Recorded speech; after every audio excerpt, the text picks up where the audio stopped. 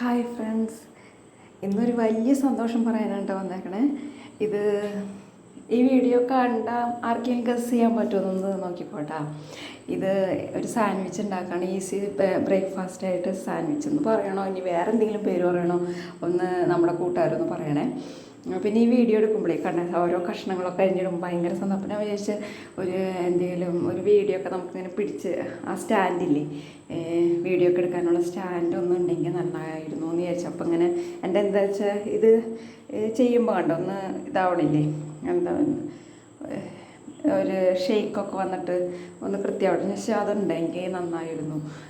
അപ്പോൾ ഞാനിത് ചെയ്യുമ്പോൾ മയനൈസൊക്കെ ഉണ്ടാക്കി. അപ്പോൾ ഞാനിത് ക്യാരറ്റ് അരിഞ്ഞു, ക്യാപ്സിക്കം അരിഞ്ഞു, പിന്നെന്താ അതിലാവശ്യമുള്ള സവാള അരിഞ്ഞ് ചെറിയ പീസായിട്ട് അരിഞ്ഞിട്ടുണ്ട്, ഇതിട്ടു.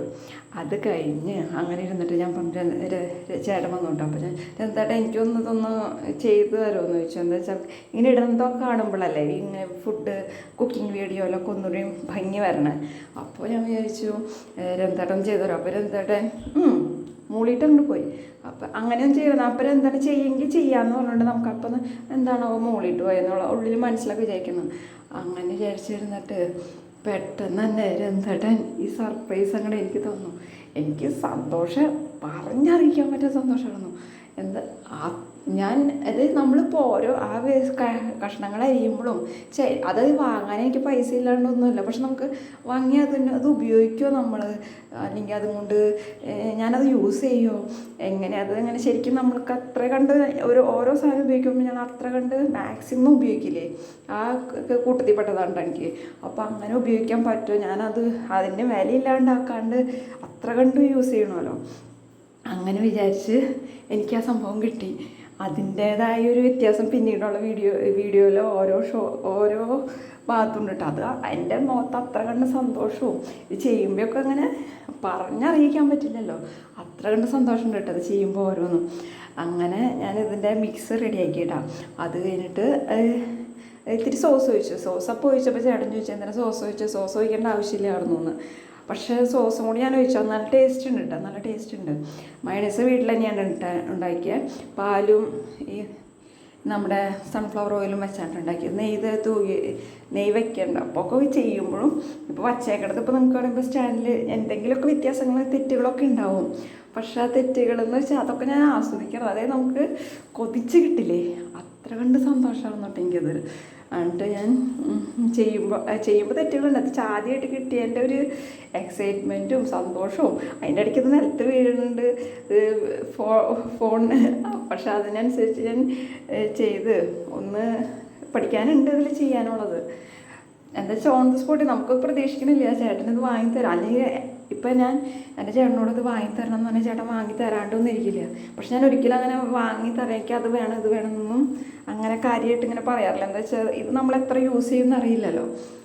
പക്ഷേ എനിക്ക് അതായത് വീഡിയോ എടുക്കുമ്പോഴും എന്നോട് പറയും നീ നല്ല കണ്ടൻറ് ഇടുന്നത്, മോൾക്ക് അത്യാവശ്യം നന്നായിട്ട് അറിയാമല്ലോ, അത്യാവശ്യം ഇത്തിരി പടം വരയ്ക്കും, പെയിൻറ്റിങ് അങ്ങനെയൊക്കെ ഞാൻ ചെയ്തിട്ടൊക്കെ ഉണ്ട്. അപ്പോൾ അതൊക്കെ ഉണ്ടല്ലോ, അതൊക്കെ ചെയ്യേ, അല്ലെങ്കിൽ വെറുതെ ഇങ്ങനെ എന്തെങ്കിലും വീഡിയോ ഇടാണ്ട് ചിലവരുടെ വീഡിയോ ഉണ്ട് അതുപോലെ എന്തെങ്കിലുമൊക്കെ ചെയ്യാൻ പറഞ്ഞുകൊണ്ട് എപ്പോഴും ഇങ്ങനെയൊക്കെ പറയും. അപ്പം ഞാനിങ്ങനെ എന്തെങ്കിലുമൊക്കെ ചെയ്യണത് കണ്ടിട്ട് അതിന് വാല്യൂ കണ്ടിട്ടാണോ അല്ലെങ്കിൽ അതിലും മേലെ എനിക്ക് എന്തെങ്കിലുമൊക്കെ ചെയ്യാൻ പറ്റുമെന്ന് വിചാരിച്ചിട്ടാണോ എന്നൊന്നും അറിയില്ല, എനിക്ക് ചേട്ടനത് വാങ്ങി തന്നു.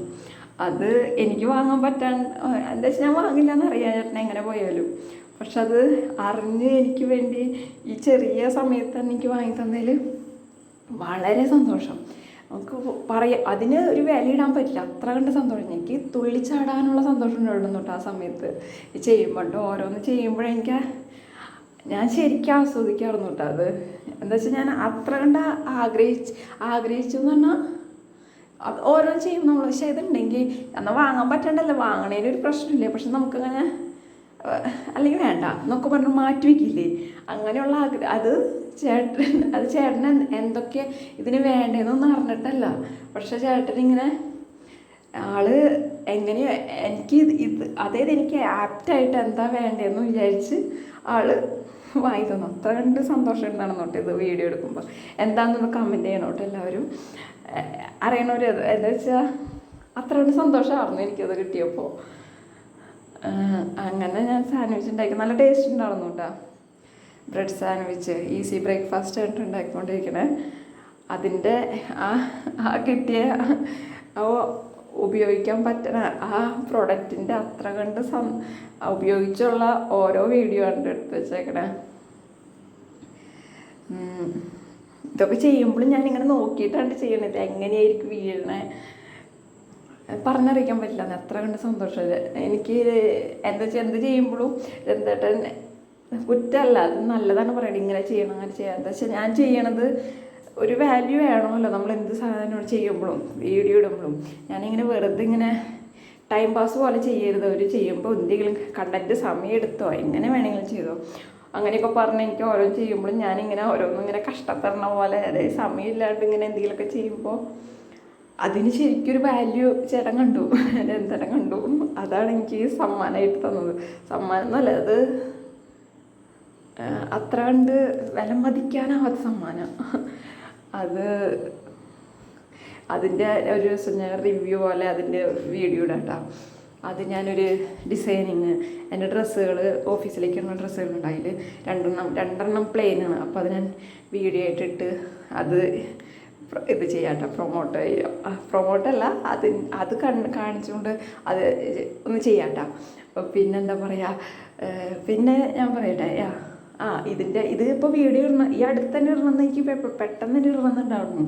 ഇതെത്ര ഒരു മാസത്തിലേറെ അവിടെ ഈ വീഡിയോ അപ്ലോഡ്, അതായത് വീഡിയോ പിടിച്ചു വെച്ചിട്ട് അതിന് ഇത് ചെയ്യാനുള്ള ഒരു ഞായറാഴ്ച കിട്ടുമ്പോഴാണ് എന്തെങ്കിലും വോയിസൊക്കെ ഇടണം. ഇങ്ങനെ ഇടയ്ക്കാണ് ഫോൺ അങ്ങോട്ട് നിലത്ത് വീണ് ഫോൺ അപ്പാടെ നിന്നു. ഒരാളോടും കോണ്ടാക്ട് ചെയ്യാൻ പറ്റണില്ല.